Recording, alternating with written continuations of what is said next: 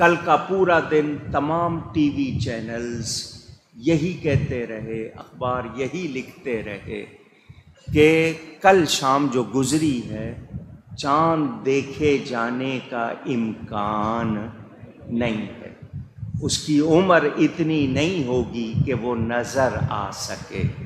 Observatory, telescope آپ کے آلات ہیں، اسپارکو، پتہ نہیں کون کون سے محکمے ہیں، ان کے 40 افسروں کا بیان موجود ہے کہ چاند کہیں نظر نہیں آیا۔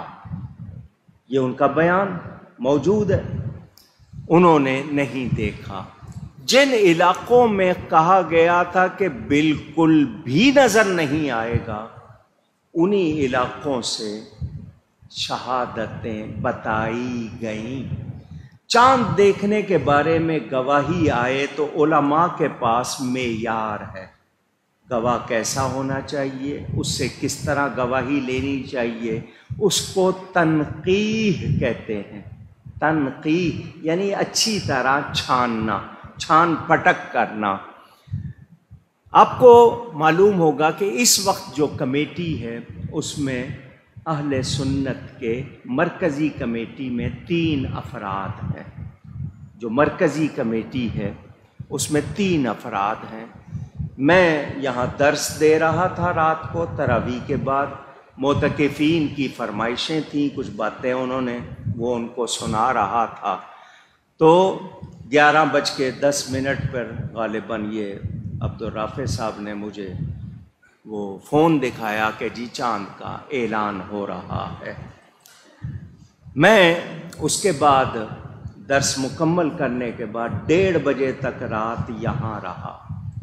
تمام علماء سے میرا رابطہ ہوا، کمیٹی کے ممبران سے، اہل سنت کے علماء نے یہ مجھے کہا، گواہ ہیں بہت سے لوگ کیونکہ ان کی آواز سنی جا رہی تھی، کہ انہوں نے اختلافی نوٹ لکھا ہے، انہوں نے ان گواہیوں کو قبول، اونچی کہہ دیں، آپ کو یاد رہے اس لیے کہلوایا۔ ڈاکٹر راغب نعیمی صاحب لاہور کے، اور دعوت اسلامی کے مفتی علی اصغر صاحب، اور اس کے علاوہ مفتی محمد اقبال چشتی صاحب۔ مفتی علی اصغر صاحب نے بھی اور راغب نعیمی صاحب نے بھی اختلافی نوٹ لکھا۔ 9 بجے سے وہ کمیٹی چاہ رہی تھی اعلان کر دے، یہ راضی نہیں تھے، اس لیے 11 بجے تک اعلان نہیں ہو سکا۔ کیوں کہ وہ گواہیاں جو شرعی معیار تھا اس پر پوری نہیں اترتی۔ اب اعلان ہو گیا گورنمنٹ کی طرف سے، اب کیا کرنا ہے؟ 2 طریقے تھے۔ تمام علماء اہل سنت مل کر اعلان کر دیتے کہ ہم روزہ رکھیں گے، عید نہیں پڑھیں گے، عید کی نماز نہیں پڑھیں گے، ایک تو یہ صورت تھی۔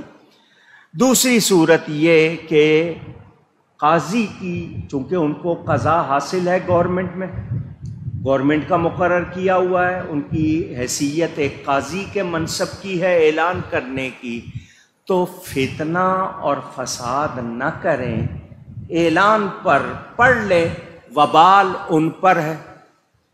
انہوں نے صحیح فیصلہ کیا، غلط کیا، ذمہ داری ان کی ہے، وہ جواب دہ ہوں گے، تو ہم ان کی بات مان لیں۔